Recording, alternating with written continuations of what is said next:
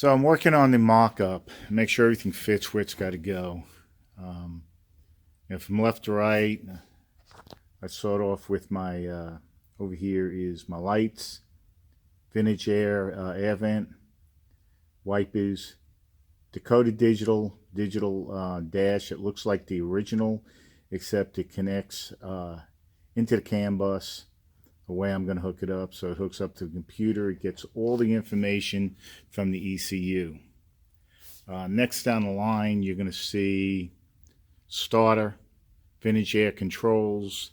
These are the two vents, left and right, stereo, AC vents, and AC vents.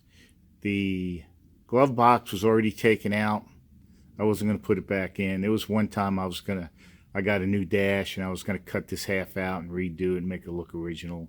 And I just figured that was too much work and went with this design. So that's the mock-up. Still got a little bit more to do on the dash, but it's almost ready to get painted.